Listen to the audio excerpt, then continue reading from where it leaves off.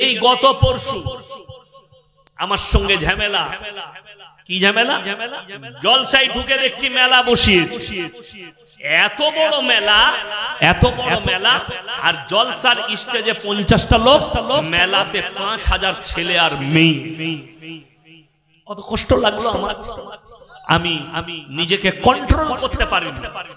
আমি কয়েকটা ভাষা ইউজ করেছি, হয়তো অনেক জনের গায়ে লাগছে ভাষাটা, যে ভাষাটা এরকম ইউজ করতে হতো না। আপনি ঠিকই বলেছেন।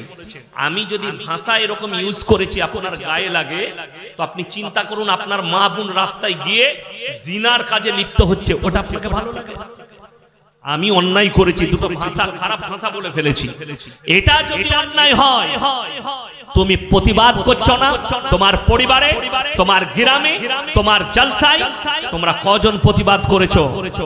শুনে রেখে দাও, ইয়াসিনের একটা প্রতিবাদে যদি তোমাকে এই মুখের ভাষাটা যদি তোমাকে খারাপ লাগে, পতিতালয়টা যদি খারাপ লাগে, দেহ ব্যবসাটা যদি খারাপ লাগে, কেন বলেছি? আমাদের সমাজের লোক খালি মনে করে জিনা করা মানে খালি শারীরিক সম্পর্ক। কে বললো আপনাকে? হাতের জিনা, চোখের জিনা, কানের জিনা, নফসের জিনা, পায়ের জিনা, শারীরিক জিনা। যে ছেলেটা মেলায় ছেলে মেয়ে এক কাছে কুনো মারছে, হাতে করে চিমটি কাটছে, এগুলো হাতের জিনা। আর কেউ গ্যারান্টি দিতে পারবে যে মেলা বসাবো, ছেলে মেয়েরা সেখানে থাকবে আর কোনো মেয়েকে ছেড়খামি হবে না? আমার কাছে প্রমাণ আছে, আমি নাম করব না, কিন্তু জেলা হচ্ছে 24 পরগনা। আমি জলসায় গিয়েছিলাম, স্টেজ থেকে নেমে গাড়িতে চাপবো, একটা যুবককে 5টা কমিটির ছেলে ধরে পিটাচ্ছে। আমি বললাম মারছো কেন? বলে একটা মেয়েকে টানাটানি করেছে। আমি বলে হারামখোর, মেলা বসিয়ে তোর মা বোনকে রাস্তায় তুলবি, ও টানবে না তো কি করবে? ছাড় ওকে। এটা বাস্তব। আমি জায়গার নাম করলাম না, কিন্তু জেলার নাম করলাম। মুর্শিদাবাদ জেলায় জলসা চলছে, জায়গার নাম করব না। আজ থেকে 3 বছর আগে, 3-4 বছর আগে আমার দাওয়াত ছিল। জলসায় মেলার কারণে একটা মেয়ের হাত ধরে টানাটানির কারণে হেসুয়া করে চুটিয়েছে, জলসা শেষ, বন্ধ, মাদ্রাসাওয়ালাদের ধ্বংস। যদি কোন বাপের বেটা মলবি যদি বলে জলসাকে কেন্দ্র করে মেলা বসিয়ে টাকা তোলা যাবে, আমি তাকে চ্যালেঞ্জ দিলাম কিয়ামতের সকাল পর্যন্ত, যে সেই যুগটাই তোমরা ফিরে আসছো কেন? কিসের জন্য সেই যুগে ফিরে আসছো? যে যুগে মানুষ জিনায় লিপ্ত হতো, যে যুগে মানুষ অবৈধ কাজে লিপ্ত হতো, তারা বৈধ মনে করে। আগে ফাংশন হতো, যাত্রা হতো না, আর মেলা চলতো 2 দিন থেকে। এখন তো খালি তোমরা নামটা পাল্টি দিয়েছো, নাম দিয়েছো জলসা, আর কাজ হচ্ছে মেলা। কিসের জন্য জলসাটা হলো?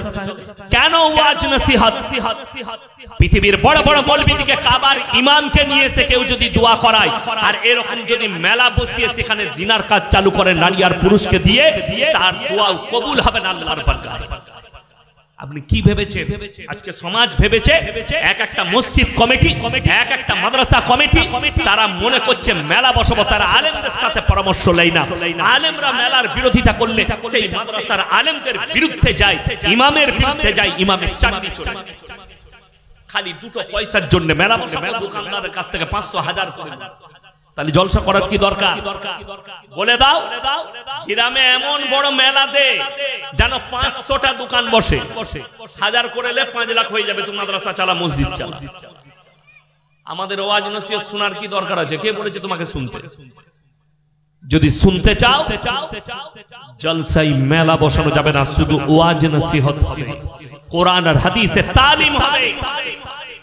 এই তালিমটাও একটা মাধ্যম, জেনে রেখে দিবেন। আর যে বক্তারা প্রতিবাদ করবে না, যদি মনে করে আমাকে হয়তো জলসায় আর দাওয়াত দেবে না, যদি মনে করে আমি আর দাওয়াত পাবো না, তার থেকে ভালো যা করছে করুক, আমি টাকা পেলেই হচ্ছে, জেনে রেখে দিবে তোমার দ্বারা ইসলাম প্রচার হবে না। আগামীতে এই জলসাগুলো গিয়ে এত নোংরামি দাঁড়াবে, আমরা আর রুখতে পারবো না। আমি মরে যাব, আপনারা আমার এই ভাষাটা ফেসবুক আর ইউটিউবে ভাসবে, আপনারা দেখতে পাবেন যে কি কাণ্ড হয় আগামীতে এই মেলাকে কেন্দ্র করে। এমনি তো আমাদের ছেলেদের নোংরামি আমরা রুখতে পাচ্ছি না, তার উপরে মেলা। এমনি তো কিয়ামতের আলামত গুলো প্রকাশ পাচ্ছে, তার উপরে আবার তুমি বলছো বাজার বসাবো। আমার কষ্ট লাগে, দুঃখ লাগে এই জাতির প্রতি। আপনি শিরকটা বুঝতে পারলেন না, আপনি সম্প্রীতির কথা ভেবে যাচ্ছেন। ইমানদারির সঙ্গে বলবেন, আপনারা ঈদের নামাজ পড়েন না? পড়েন না? পড়েন তো? তো ঈদগায় আপনাদের ইসেতে ঈদগায় সবাই আসে তো নামাজ পড়তে? হিন্দু, মুসলিম, দলিত, আদিবাসী সবাই পড়ে তো, ঠিকই? একটা প্রমাণ দিতে পারবেন? পারবেন না। শুধু আপনাদের নয়, পশ্চিম বাংলার দুটো সব থেকে ঈদের বড় নামাজ, একটা হচ্ছে মালদার সুজাপুর নমৌজা, 1.5 লাখ লোক একসাথে ঈদের নামাজ পড়ে। সেখানে ইমামকে, সেই এলাকার মানুষকে জিজ্ঞেস করুন যে আপনারা হিন্দু মুসলিম সবাই মিলে পড়েন তো? খ্রিস্টানরাও আসে তো? আপনি পাবেন না। কেন? এটা তো তাদের ধর্মীয় কাজ নয়, তাদের ধর্মীয় কাজ নয় এটা। অনেক দিন আগে আমার বর্ধমান জেলায় একটা অমুসলিম ভাই মিলবালি, তিনি আমাকে দাওয়াত দিলেন। কিসের জন্য? রমজান মাসে যত ধান পাটি আছে পশ্চিম বাংলার তিনি দাওয়াত দিয়েছেন। ইফতারি করাবেন, রাত্রে খানা খাওয়াবেন। আমাকে বললে খাসিগুলো জবাই করে দিন। আমি সকালে জবাই করে দিলাম। গিয়ে রাত্রে তার ওখানে নামাজ হবে, এশার নামাজ আর তারাবি। আমাকে দায়িত্ব দিল, আমি গেলাম। তো সেই মালিক বলছে যে স্যার আমি তো মক্কার নামাজ দেখি, তারাবি, তো আমার ইচ্ছা আমি আপনার পেছনে দাঁড়াবো। আমি বললাম শরীয়ত আপনাকে সম্মতি দেয় না, আপনি দাঁড়াতে পাবেন কালমাটা পড়লেন, আপনি দাঁড়াতে পাবেন, কালমা পড়লেন, পবিত্রতা আনতে হবে। নামাজে দাঁড়ানোর আগে জায়গা কা পাক হোনা, বদন কা পাক হোনা, কাপড়া কা পাক হোনা। তোমার কাপড়টা পবিত্র হতে হবে, তোমার শরীরটা পবিত্র হতে হবে। তুমি যে জায়গায় নামাজ পড়ছো নামাজটা পবিত্র হতে হবে। বলে আমি বসে শুনতে পারি, আমি বসে দেখুন, আমরা কিভাবে নামাজ পড়ি আপনি দেখতে থাকুন, অসুবিধা। কিন্তু দুঃখের বিষয় আজকে মুসলমান এটাই বুঝে না। ইব্রাহিম আলাইহিস সালাতু ওয়াস সালাম তিনি তিনার আব্বা জানকে দাওয়াত দিয়েছেন। কি বলে? ইব্রাহিম নবীর বাপের 3টে কাজ ছিল। এই আমার মুসলমান যুবক যুবতী ভাইরা, 3টে কাজ: মূর্তি তৈরি করা, মূর্তি বিক্রি করা, আর মূর্তির উপাসনা করা। ইব্রাহিম আলাইহিস সালাতু ওয়াস সালাম নিজের আব্বা জানকে দাওয়াত দিলেন। কি বলে? ইজ ক্বালা লিয়াবিহি ইয়া বাতি লিমা তাবুদু মা লা ইয়াসমাউ ওয়া লা ইউবসিরু ওয়া লা ইউগনি আনকা শাইয়্যা। হে আমার আব্বাজান, আপনি কার উপাসনা করছেন? হাত পা নাড়তে পারে না, কথা বলতে পারে না, নিজস্ব কোনো যোগ্যতা নেই, আপনি এদের উপাসনা করছেন। এটা শয়তানের রাস্তা। আমার আল্লাহকে বিশ্বাস করুন, আমাকে নবী হিসাবে বিশ্বাস করুন। রওয়ায়েতে আছে কোরআনে, কিয়ামতের দিনে ইব্রাহিম নবীর বাপ আব্বাজান বীর্য আকারে রক্ততে লুটোপুটি খাবে। ইব্রাহিম নবী আল্লাহকে বলবেন, আল্লাহ আমি আমার আব্বাজানের সম্পর্কে আপনার সাথে কিছু কথা বলতে চাই। আল্লাহ বলবেন, তোমার আবেদন আমার কাছে গ্রহণযোগ্য নয়, হবে না। তোমার বাপের জন্য আমি তোমার কোনো কথাই শুনবো না। কেন? তোমার আব্বা মুশরিক, তোমার আব্বা আমার নবীকে মানেনি, আমাকে মানেনি, তার জন্য তোমার কোনো কথা শোনা হবে না। আমার বন্ধুগণ, আমাদের দেশের অনেক মুসলমান, অনেক গুমরা, অনেক অশিক্ষিত, তেনারা আমাদেরকে বলছে মৌলবীরা মাদ্রাসা ছাপ। এরা কি জানে? স্কুলে যাইনি আর বোকা। আমি ইংলিশ মিডিয়ামেও পড়েছি, আমি স্কুলেও গেছি, তোরা আমাদের সম্পর্কে জানিস না। আমার ভাই, দুঃখের বিষয় হচ্ছে তুমি ইসলামটা বুঝেও তুমি বুঝতে চাওনি। কেন? আমাদের অনেক মুসলমান আছে, অমুসলিম ভাইরা দাওয়াত দিলে যদি বলে ভাই কাটা খাবে, আমাদের এখানে কিন্তু কাটা ফাটা আছে, বলে আমার তো কোনো ব্যাপার না, যা দিবে তাই চলবে, আমি কাটা মাটা সবই খাই। আপনি খেয়ে বেরিয়ে যাবেন, সেই হিন্দু ভাইটা বলবে সালা হারামির বাচ্চা, ধর্ম মানে না, এই ভাষাটা ইউজ করবে আপনার জন্য। আর আপনি যদি বলেন ভাই আমি কিন্তু খুব ধার্মিক, আল্লাহকে মানি, আমাদের ইসলাম ধর্মে কাটাটা হারাম, মদ হারাম, অবৈধ জিনিসটা হারাম, এগুলো আমাদের চলে না। আপনার পেছনে বলবে লোকটা ধার্মিক, লোকটা দারুণ ভালো লোক, ধর্মের উপরে বিশ্বাস করে চলে। আর যে বলবে আমি কিচ্ছু মানি না। আমি আমার জীবনের একটা ঘটনা বলবো। বোলপুর শান্তিনিকেতনের নাম শুনেছেন? বীরভূম ডিস্ট্রিক্টে কবিগুরু রবীন্দ্রনাথ ঠাকুরের এলাকা বিশ্বভারতী একজন আমাকে দাওয়াত দিল, প্রফেসর, তার মেয়ের বিয়ে আমাদের বর্ধমানে থাকতো। বললে মলি সাহেব আপনাকে যেতেই হবে। যাব, কিন্তু আমি প্যান্ডেলে খাই না, আমাকে বাড়িতে খাওয়াতে হবে। বলে তাই খাও। তো আমি দাস্তারখানে বসেছি, আমার দাস্তারখানে দুজন প্রফেসর বসেছেন। বিশ্বভারতী একটা মুসলিমদের ছেলে আর একটা হিন্দু ভাই, আর আমি আছি, আমার ড্রাইভার আছে, আমরা চারজন বসেছি দাস্তারখানে পালঙের উপরে। সেই মুসলিম যুবকটা কি বলছে শুনেলেন? প্রফেসরটা গর্ব করে, মানে আমাকে ইনসাল্ট করে বলছে, মলি সাহেব আমি মুসলমান, কিন্তু আমি গরু, ছাগল, শুয়োর, কুকুর সব খাই। আমি বললাম তোমাকে কে বললে মুসলমান? বলে তবে আমি, তোমাকে কুকুর বলা যাবে, শুয়োর বলা যাবে, হারামখোর বলা যাবে, হারামের আওলাদ বলা যাবে, মুসলমান বলা যাবে না। সে মাল আর ভাত খেলো না, উঠে পালিয়ে গেল। আমাকে বলে এটা গুড়া মুসলমান। আমি গুড়া। বিশ্বাস করুন, সে যখন উঠে বেরিয়ে গেল, সেই হিন্দু ভাই প্রফেসর আমাকে বলছে, স্যার কিছু মনে করবেন না, ওটা হারামির বাচ্চা, ধর্ম মানে না। এই ভাষাটা আমাকে বলল হিন্দু ভাই প্রফেসর, এই ভাষা বলল, এ হারামখোরের আওলাদ, ধর্ম বিশ্বাস করে না, ধর্ম মানে না। আপনি কিছু মনে করবেন না। উনি প্রফেসর তো, খারাপ লাগলো, মুসলিমদের ছেলে, মানে মুসলমানই নয়। কে বললো মুসলমান? মোটেই মুসলমান বলবেন না। ও কুনো নয়, না ঘাটকা না ঘর কা, ধোবি কা কুত্তা হ্যায়, কিধর কা ভি নেই। বড় কষ্ট লাগে। কেন? এই মুসলমানকে দুটো জিনিস সব সময় ভাবতে হবে। আমার জন্য, আপনার জন্য, আপনি যখন নিজেকে ঈমানওয়ালা দাবি করেছেন, কালমাওয়ালা দাবি করেছেন, রাসূলের উম্মত দাবি করেছেন, আপনাকে সব সময় দুটো জিনিস মাথায় রাখতে হবে, একটা হারাম, একটা হালাল। হারামটা আপনার জন্য অ্যাভয়েড করতে হবে, হালালটাকে আপনাকে গ্রহণ করতে হবে। আল্লাহর কাছে যতগুলো পাপ, নিকৃষ্ট পাপ হচ্ছে শিরকের পাপ।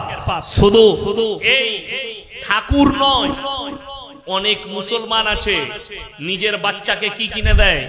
মেলা বসেছে, একটা পুতুল কিনে নিয়ে এসছে মেয়ের জন্য। আনে না, হারাম। যদি কোন মুসলমান পুতুলের ব্যবসা করে, জায়েজ নেই। কোন মুসলমান যদি এই পুতুল তৈরি করে, হারাম। তার মধ্যে ইব্রাহিম নবীর বাপের মধ্যে কোনো পার্থক্য নাই। এই লোককে এই পুতুল তৈরি করার কারণে, মূর্তি তৈরি করার কারণে জাহান্নামে। অনেক মুর্শিদাবাদের ছেলে আছে, ফোন করে কেরালা থেকে, হুজুর আমি একটা বাড়িতে কাজ করছি, আমাকে ওখানে একটা সিমেন্ট দিয়ে ঠাকুর তৈরি করতে হবে, করা যাবে? আমরা হারাম, করা যাবে না তোমার জন্য। তুমি বলে দাও আপনারা অন্য মিস্ত্রিরে করুন, এটা আমার পক্ষে সম্ভব নয়, করা যাবে না, জায়েজ নেই। কেন? ইব্রাহিম নবীর বাপের অপরাধ তো ওই তিনটেই, তৈরি করা, বিক্রি করা, তার উপাসনা করা, এই তিনটা অপরাধ। আজকে বড় কষ্ট লাগে। শুধু এটা নয়, আমি হুগলি ডিস্ট্রিক্টে এক জায়গায় জলসা করতে গেছি, জায়গাটার নাম হচ্ছে 10 ঘরা, বর্ধমান জেলা শেষ, হুগলি শুরু। জলসায় স্টেজে গেলাম। এ আপনাদের কি স্টেজ? কয়েক লাখ টাকা দিয়ে প্যান্ডেল করেছে, একদম লম্বা, সাজা পূজার, ঝাড়বাতি, দারুণ।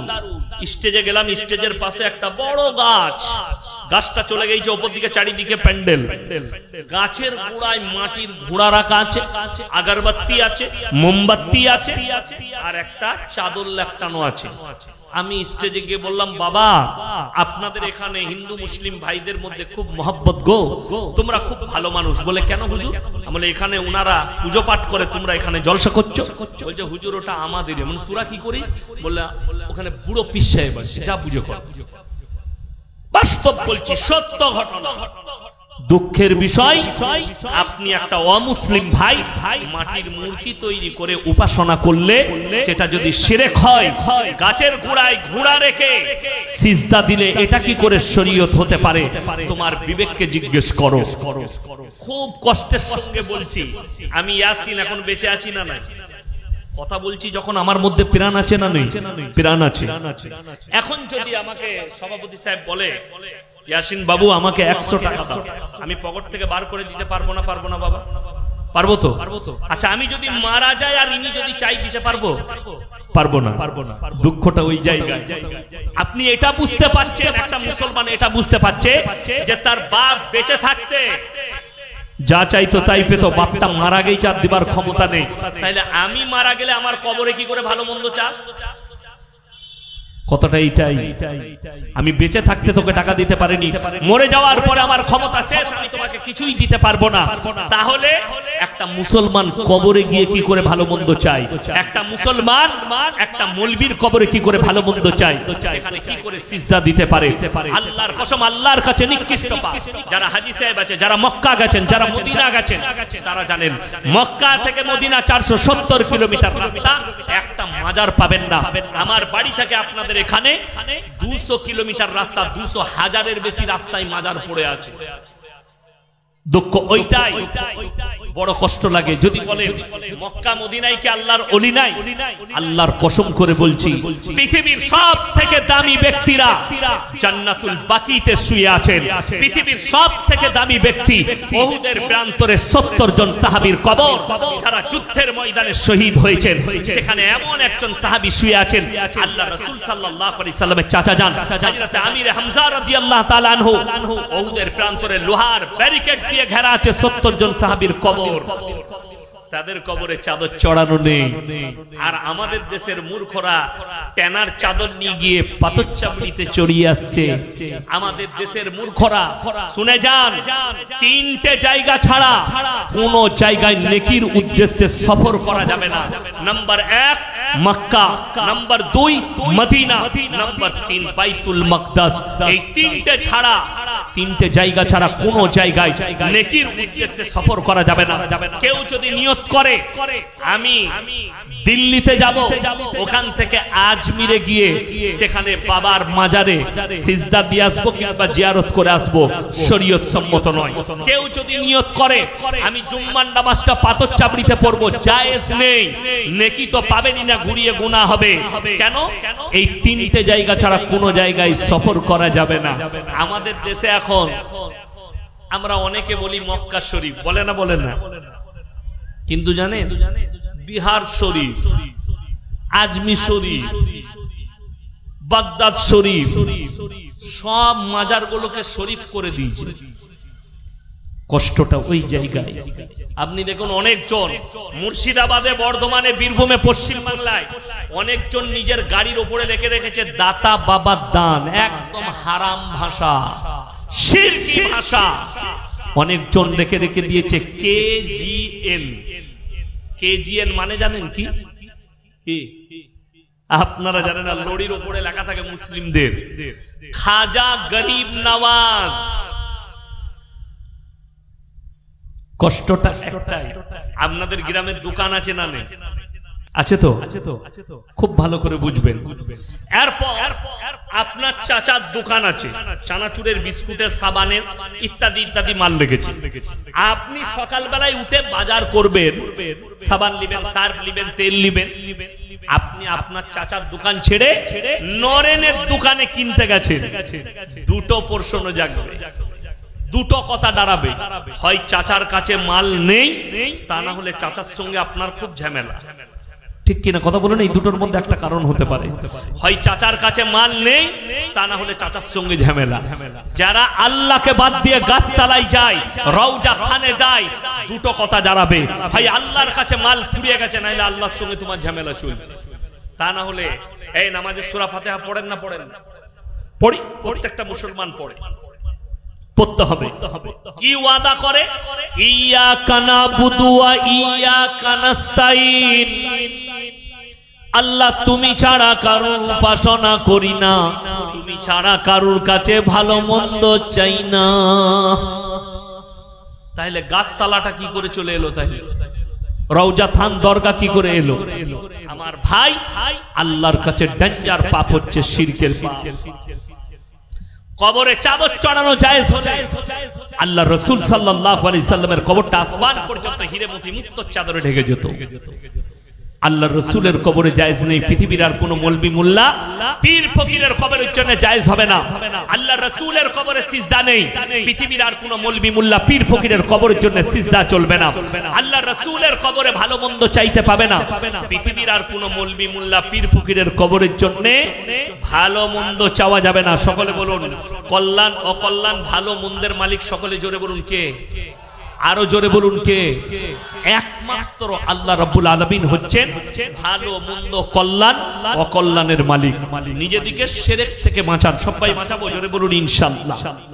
অনেক মুসলমান বলে যে ভাই আমি তো ধুলিয়ানে গিয়েছিলাম, আমি ওমরপুরে গিয়েছিলাম, কি করতে? আমার বউকে নিয়ে একটু মেলা দেখতে গিয়েছিলাম, ঠাকুর দেখতে গিয়েছিলাম, পুজো তো করিনি। মৌলবীরা কিছুই জানে না, এতে পাপ আবার কি আছে? পাপটা কোথায় বলে দেই। আপনার এই গ্রামে ডাকাতি হচ্ছে রাতের বেলা, একটা বাড়িতে মারাত্মক ভাবে ডাকাতি, সবাই ঘুমাচ্ছে, একটা ব্যক্তি পেশাব করতে উঠেছে। সে যখন গাছতলায় পেশাব করছে দেখছে অমুকের বাড়িতে ডাকাতি চলছে, মারাত্মক ভাবে ডাকাতি হচ্ছে। তো এই চুপচাপ গাছতলায় বসে দেখলো কিভাবে বাড়ি থেকে মালগুলো লুটে বন্দুক ঠেকিয়ে সব মাল নিয়ে গ্রাম থেকে পালিয়ে গেল ডাকাতের দল গাড়ি নিয়ে। সব গ্রামের মানুষ উঠে গেছেন, এলাকার থানার বাবুরা চলে এসছেন। এসে থানার বড় বাবু জিজ্ঞেস করছে, তোমাদের মধ্যে কে দেখেছো? সে বলল, স্যার আমি প্রথম থেকে শেষ পর্যন্ত দেখেছি। কাকে বেশি মারবে? আমার প্রশাসন ভাইয়েরা বসে আছে, আমার সঙ্গে উপরে দেখা হলো, উনাদিকে জিজ্ঞেস করুন, যে বলবে আমি সব দেখেছি তাকে বেশি মারবে না গায়ের লোককে তুলে নিয়ে যাবে? ওই মালটা কি তুলে নিয়ে ঝুলিয়ে মারবে, মাল বেরিয়ে যাবে একে মার। খুব ভালো করে আমি কি বুঝাতে চাইছি শুনেলে। আপনি যদি বলেন আমি মজা দেখতে গিয়েছিলাম, আল্লাহ কোরআনে বললেন যদি তোমরা দেখো শিরকের কাজ হচ্ছে, আল্লাহ বিরোধী কাজ হচ্ছে, রাসূল বিরোধী কাজ হচ্ছে, হয় হাতের দ্বারা রুখে দাও, তা না হয় জবানের দ্বারা রুখে দাও, তা না হয় ঘৃণা করে ওই জায়গা থেকে তোমরা সরে এসো। আর তুমি বলছো কবরে গিয়ে আমি জান্নাতে যাব, জান্নাত পড়েই আছি। চলুন চলুন চলুন আমার ভাই, আমি কেন বললাম 10 কোটি মুসলমান নেই? এক নম্বর দলিলগুলো শুনেলেন। মুসলমানদের জন্য ইসলামী শরীয়তে সুদ খাওয়া হারাম না হালাল? এই জোরে বলুন হারাম। তাইলে এই পুরো সুতি থানাতে একটাও মুসলমানদের সুদখোর নাই, তাই তো? আছে? গোলমাল কোথায় জানেন? এই মৌলবীরা সুদের বায়ান করলে, আমি এখন বায়ান করে চলে যাব, সকালবেলায় আপনার এলাকার চায়ের দোকানগুলো বলবে ওকে আবার দাওয়াত দেবে, বাজে মৌলবী। কে বলবে? ওই সুদখোর মাল কটা গাল দিবে। কোরআনে আছে ওয়াহাল্লাহুল বাইয়া ওয়া হারামার রিবা, সুদকে হারাম করেছি, ব্যবসাকে হালাল করেছি। আপনি ব্যবসা করুন হালাল, সুদ হারাম। কোন ব্যক্তি হারাম জেনে যদি কোন মুসলমান সুদ খায়, সে যেন আল্লাহর সঙ্গে যুদ্ধ ঘোষণা করলো। নাম্বার 2, আল্লাহ রাসূল সাল্লাল্লাহু আলাইহি সাল্লামের হাদিস, কেউ যদি 1 টাকা সুদ খায়, নিজের মায়ের সঙ্গে 36 বার জিনা করার সমান পাপ করলো। বলুন নাউজুবিল্লাহ। যারা সুদখোর আছেন, যাদের কানে আমার আওয়াজ পৌঁছাচ্ছে, এখন আমাদের দেশের লোক সুদ ছাড়ে না কেন? তার মারাত্মক কারণ আছে। তারা জানে যে কোথাও জান্নাত নাই, কিন্তু মৌলবীদের কাছে সহজে জান্নাত আছে। ওই আমাদের দেশের এক শ্রেণী আছে, কারা? জিলাপি খোররা, সিন্নি খোররা, যতই পাপ করুক হুজুর এখন মিলাদ পড়িয়ে দোয়া করে তাকে জান্নাতে ঠিক ঢুকবে, যা বুঝে করবে। আর আমাদের অবস্থাটা কি? আমাদের তো মিলাদ নাই, কিন্তু একটা জিনিস আছে, মাদ্রাসার জলসা আদায় হয় না? হয় না? হয়। এখনই আমার আগের ভাই আদায় করছিলেন। তো আমি কালকে যেখানে জলসায় ছিলাম, মুর্শিদাবাদ জেলার ডোমকলে ছিলাম, সেখানেও আদায় জলসা মসজিদের। তো আমার আগের বক্তা আদায় করছিলেন, মোল্লা জামিরুল ইসলাম, ওইখানেই বাড়ি, উনি আদায় করছিলেন। তো এই জলসায় আমরা বক্তা, আপনারা শ্রোতা, আমি তো আর জানি না সুতিতে কে সুদখোর কে গাঁজাখোর, আমি জানি না। আমার কাছে সবাই আপনারা ভালো। এখন একটা সুদখোর দেখলে, আমি তো সুদ খাই, তো হুজুর যখন আদায় করছে দিয়ে দিই। এখন আমার হাতে 2000 টাকা দিলে বক্তার হাতে, আমাদের বক্তারা এত তাড়াতাড়ি জান্নাতে ভরে অবাক হয়ে যাবে। আহারে বাংলারে কোথায় বসেছিল, আচ্ছিল কি না ছিল, 2000 দিল, দিয়ে জান্নাতে ঢুকিয়ে ছেড়ে দিল। সুদখোর দেখলে শালা এত ভালো জান্নাত তো আর কোথাও নাই। কথাটা বুঝে এসছেন? আসেনি? সুদখোর দেখলে জান্নাতের দারুল লাইন। এরকম জলসাই যাবো আর 2000 করে দেবো, জান্নাত কটালি বিল, সব জান্নাতের দরজাগুলো দখল করলু। নাউজুবিল্লাহ। তুমি সুদ খেয়ে জান্নাতে যাবে, এটা 1 নম্বর বললাম। লাস্টে আমি বলবো নাম্বার 2, মুসলমানের জন্য মদ পান করা হারাম না হালাল? স্পর্শ করা হারাম, মদটা স্পর্শ করা যাবে না।